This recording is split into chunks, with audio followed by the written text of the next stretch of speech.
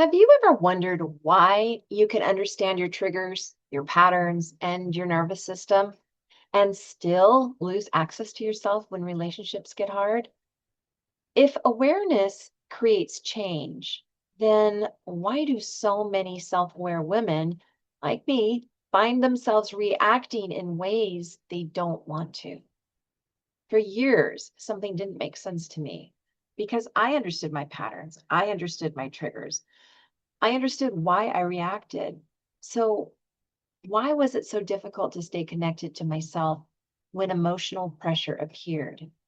Why did all of that awareness become so difficult to access the moment relationships got hard? And that's when I realized something important. I wasn't losing awareness, I was losing access. And that led me to a completely different understanding of what actually creates change. Awareness does not create embodiment, capacity does.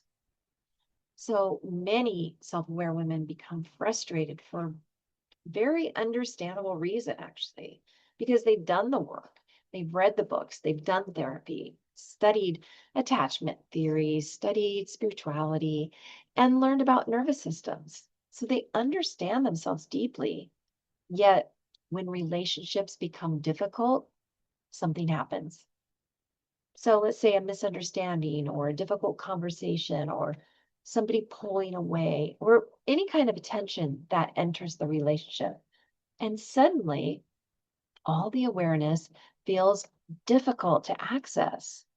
I know that experience well. And for years, I thought I needed more insight. But eventually, I realized I wasn't losing awareness, I was losing the access to myself. And that led me to a completely different question. If awareness isn't enough, what allows awareness to remain available when pressure rises?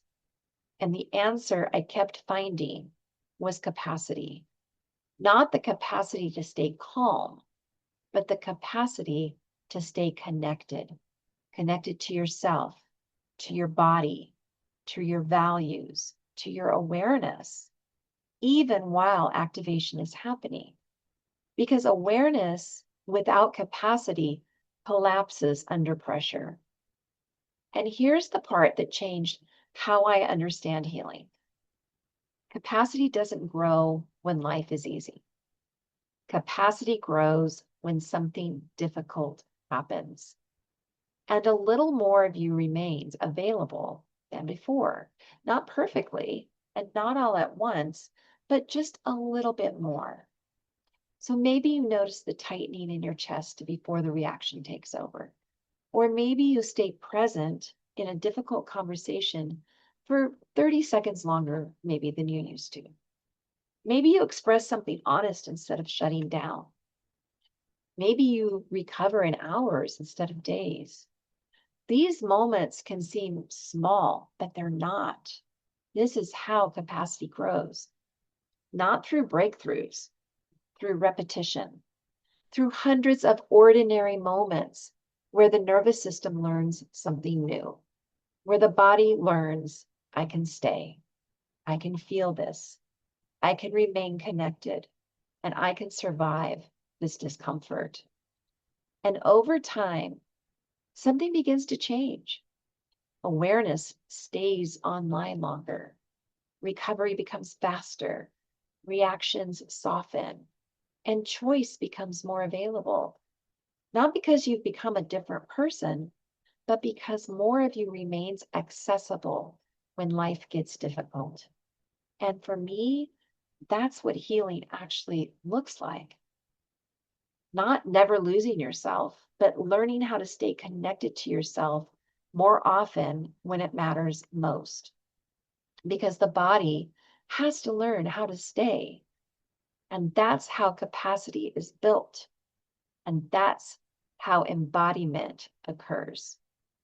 In the next video, we're going to explore the signs that show you that your capacity is growing. So if today's teaching resonated with you, I've created a free training called Why You Lose Access to Yourself in Relationships. And inside, I go much deeper into why women lose access to themselves when the emotional pressure in their life gets high, and what actually helps them stay connected to themselves when it matters the most.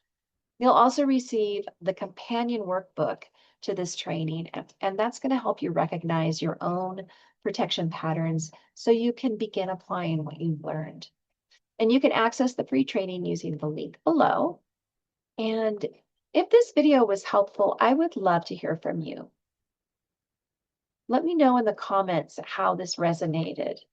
And if you want to better understand why you lose access to yourself in relationships and learn how to stay connected when it matters and learn how to build your capacity and fully embodied, then go ahead and subscribe, and I will see you in the next video.